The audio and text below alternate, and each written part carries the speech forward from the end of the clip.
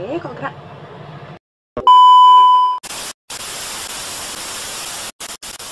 Namaskar, halo, selamat pagi. Apa kabar kalian hari ini? Semoga semua masih dalam keadaan sehat dan berbahagia bersama keluarga tercinta. Oke ya, jadi welcome back to my channel. Selamat datang lagi di video pembelajaran bersama Miss Meta.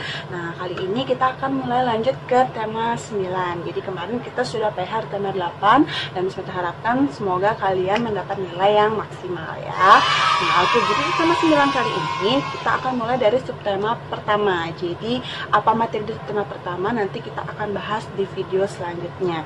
Nah, jadi Miss Meta harapkan sembari kalian menonton video Miss Meta ini, jadi silahkan persiapkan juga keperluan kalian seperti buku pena 5D serta buku ESPS IPA-nya. Jadi nanti bisa kalian sambil buka bukunya dan membaca materi yang dipelajari di subtema pertama. Oke ya, jadi tidak usah berlama-lama, silahkan kita lanjut ke next video. Halo, selamat datang kembali di video pembelajaran bersama Miss Meta. Nah, oke, jadi anak-anak kelas 5 semua, jadi kita kembali lagi di materi pembelajaran IPA. Jadi di sini Miss Meta akan mulai masuk ke tema 9 di subtema pertama. Nah, oke, jadi apa akan kita pelajari hari ini? Jadi sebelumnya Miss Meta harapkan kalian bisa sambil membuka buku pena atau ESPS IPA kalian sembari kalian menyaksikan video pembelajaran dari Miss Meta berikut ini. Nah, oke ya, jadi jika sudah siap, maka kita akan lanjut ke pembahasan materinya. Nah, jadi di tema 9 kali ini kita akan mempelajari mengenai zat murni dan campuran. Nah, jadi apa itu zat murni dan campuran? Sebelumnya, jadi sebelum kita bahas ini, jadi ada baiknya kita mempelajari dulu bagian-bagian yang mendukung daripada pembentukan zat murni serta zat campuran. Nah, apa saja itu? Jadi silahkan kita lanjut ke next page. Oke, jadi sebelum kita mempelajari zat-zat tersebut, jadi sekarang Miss Meta ingin menyampaikan dulu atau membahas terlebih dahulu mengenai benda-benda yang ada di dalam kehidupan kita sehari-hari. Nah, jadi dalam kehidupan kita itu ada banyak sekali benda.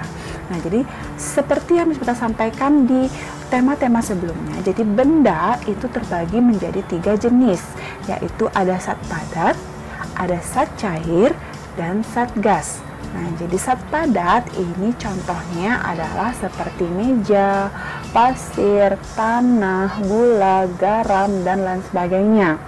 Nah, kemudian zat cair ini contohnya ada air, susu, sirup, kecap, dan lain-lain sebagainya. Kemudian zat gas di sini ada contohnya oksigen, nitrogen, karbon dioksida, dan lain sebagainya. Nah, jadi ini adalah 3 jenis benda. Jadi dalam kehidupan kita sehari-hari ada benda padat, ada benda cair, ada juga benda gas. Nah, oke, jadi setiap benda itu pasti memiliki volume dan massa. Jadi kenapa kita bisa mengatakan dia memiliki volume? Jadi apabila suatu benda di sini menempati ruangan, maka dia berarti memiliki volume. Dan apabila dia memiliki berat, itu berarti dia memiliki massa. Nah, apabila segala sesuatu yang memiliki massa serta menempati ruang, itu disebut dengan materi. Nah, jadi materi inilah yang akan kita bahas sekarang. Oke, jadi perhatikan bagan yang Miss Meta tampilkan di layar kalian ya. Jadi di sini Miss Meta ingin menjelaskan sedikit. Jadi materi itu yang seperti tadi Miss Meta bilang. Jadi materi di sini terbagi menjadi 2. Itu ada zat tunggal, ada juga zat campuran. Nah, jadi zat tunggal ini dibagi lagi menjadi unsur dan senyawa. Sedangkan zat campuran itu terbagi menjadi zat homogen atau campuran homogen dan campuran heterogen. Nah, jadi ini yang akan kita bahas di tema 9. Oke, jadi kita akan bahas satu persatu. Kita mulai dari zat tunggal. Nah, jadi zat tunggal itu merupakan materi yang terdiri atau tersusun atas satu jenis zat. Nah, jadi dia tersusun hanya satu jenis zat. Contohnya dalam kehidupan sehari-hari adalah ada emas, ada balok kayu, ada juga garam. Nah, jadi inilah contoh-contoh dari zat tunggal. Jadi dia terdiri dari satu jenis zat ya. Nah, jadi seperti yang kita sampaikan di awal, zat tunggal itu terbagi menjadi unsur dan senyawa. Nah, kita juga akan bahas satu persatu. Jadi yang pertama yang akan kita bahas adalah unsur. Nah, jadi unsur merupakan zat tunggal yang tidak dapat diuraikan lagi melalui reaksi kimia. Jadi maksudnya adalah unsur ini sudah tidak mampu disederhanakan lagi. Jadi dia merupakan komponen yang paling sederhana. Contohnya adalah oksigen. Nah, jadi oksigen ini dilambangkan dengan O2. Kenapa dia dikatakan sebagai unsur? Ini karena oksigen itu hanya terdiri dari unsur O. Jadi dia hanya terdiri dari satu unsur saja, unsur O. Itu sebabnya oksigen dimasukkan atau digolongkan ke dalam unsur. Nah, kemudian yang kedua itu ada senyawa. Jadi senyawa merupakan zat tunggal yang masih dapat diuraikan kembali melalui reaksi kimia. Atau lebih gampangnya kita bisa bilang bahwa senyawa ini adalah gabungan dari beberapa unsur. Nah, jadi 2, 3 atau lebih dari unsur, jadi gabungan dari 2 unsur atau lebih, ini disebut dengan senyawa. Nah, contohnya yang bisa kita berikan adalah air atau bisa disebut dengan H2O. Jadi nama lain dari air itu adalah H2O. Nah, kenapa H2O bisa dikatakan sebagai senyawa? Jadi apabila kita lihat reaksinya, H2O atau air ini terdiri dari 2 unsur. Ada unsur H dan unsur O. Nah, jadi karena dia terdiri dari lebih dari satu unsur, berarti dia dikatakan sebagai senyawa. Oke ya, jadi bisa mengertikan ya. Nah, misalnya juga berikan beberapa contoh lainnya. Jadi kita koreksi di sini, dia merupakan senyawa atau unsur. Oke, yang pertama misalnya berikan sini karbon dioksida. Nah, jadi karbon dioksida di sini nama lainnya adalah CO2. Di reaksinya dia tergabung dari unsur C dan unsur O. Nah, mudahnya nih kalian menjawab apabila kalian tidak tahu mana unsur, mana senyawa. Jadi kalian perhatikan saja namanya, perhatikan hurufnya. Nah, jadi di sini contohnya misalnya yang pertama ada CO2 atau karbon dioksida. Jadi kita lihat huruf kapitalnya, ada berapa huruf kapital. Apabila huruf kapital ada lebih dari satu, maka dia adalah senyawa. Tapi apabila huruf kapital hanya ada satu, maka dia termasuk unsur. Kita cek yang pertama, ada karbon dioksida atau CO2, di mana reaksinya itu dia terbentuk dari unsur C dan O.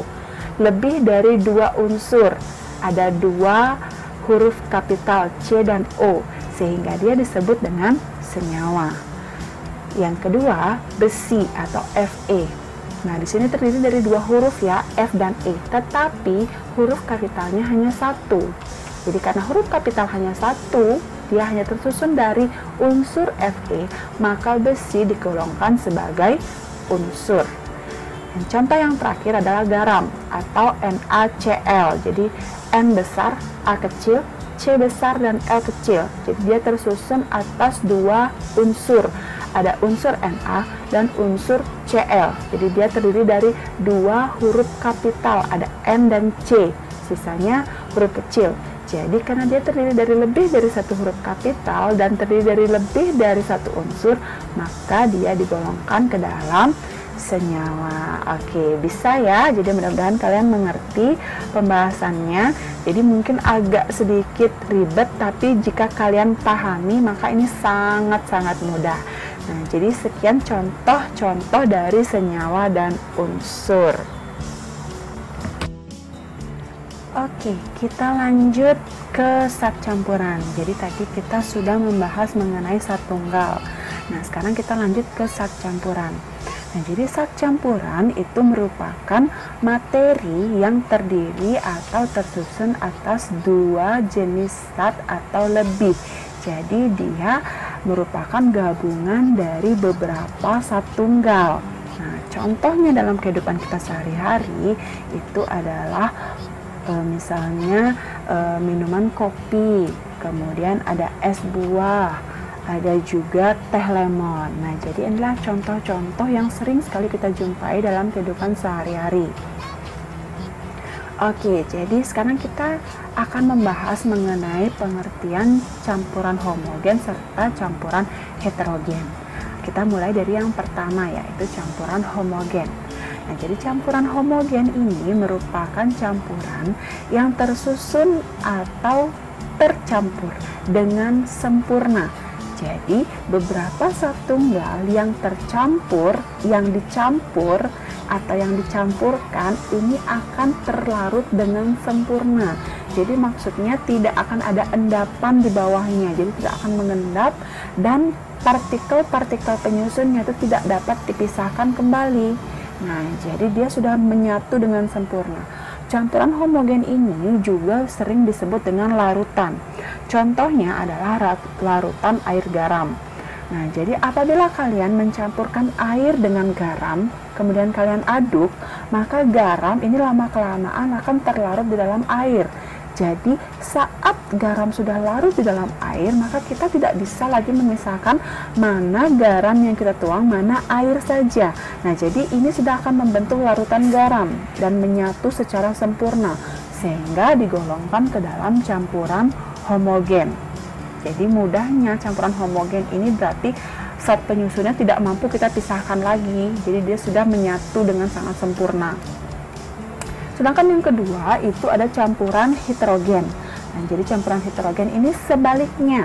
Jadi dia berlawanan dengan campuran homogen, yaitu campuran yang tidak terlarut atau tercampur dengan sempurna. Nah, jadi kalau tadi dia sempurna mencampurnya, kalau yang ini tidak. Jadi saat kalian mencampurkan dua zat tunggal atau lebih dan kalian sudah aduk, tapi ternyata komponen-komponennya tidak menyatu, ini disebut dengan campuran heterogen. Nah, contoh yang saya berikan adalah campuran air dengan pasir. Jadi apabila kalian menuangkan pasir ke dalam air, kemudian kalian aduk, jadi pasir ini tidak akan larut di dalam air. Jadi air ini akan terpisah oleh pasir. Jadi walaupun dia sudah diaduk, pasir tidak mampu larut di dalam air dan membentuk endapan di bawah. Jadi pasir akan turun ke bawah. Jadi disebut dengan endapan. Nah, jadi campuran air yang berpasir ini tidak menyatu secara sempurna. Jadi kita masih bisa membedakan mana air, mana pasirnya. Nah, jadi karena tidak menyatu dengan sempurna, jadi dia digolongkan ke dalam campuran heterogen. Nah, jadi itu perbedaannya. Jadi gampang sekali sebenarnya. Jadi apabila dua zat tunggal atau lebih dicampurkan dan ternyata dia menyatu secara sempurna, berarti dia disebut dengan campuran homogen.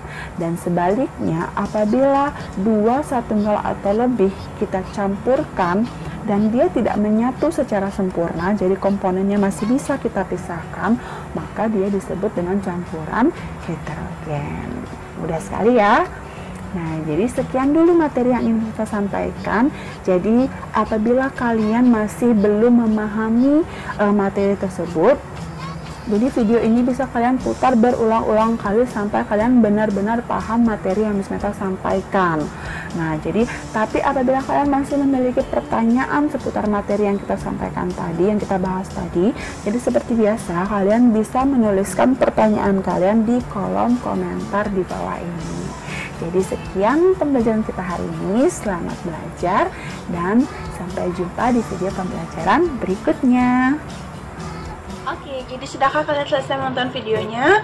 Jadi mudah-mudahan kalian mengerti dengan materi yang Miss Meta sampaikan. Tapi ingat, jika seandainya kalian ada yang belum paham, jadi kalian bisa putar video ini berulang-ulang kali sampai kalian benar-benar memahami materi yang Miss Meta sampaikan. Nah, jangan lupa, jika seandainya kalian memiliki pertanyaan seputar materi yang Miss Meta sampaikan, jadi kalian bisa tulis pertanyaan kalian di kolom komentar di bawah. Nah, jadi sekian video pembelajaran kali ini. Sebelum kita tutup video ini, jadi Miss Meta tetap ingin mengingatkan kalian untuk tetap berdiam diri di rumah dan jaga kesehatan kalian selalu. Jadi kita bisa cepat-cepat berkumpul lagi di sekolah dan melaksanakan kegiatan pembelajaran seperti biasanya. Oke ya, jadi sekian video pembelajaran kali ini. Kita akan berjumpa lagi di video berikutnya. Bye-bye.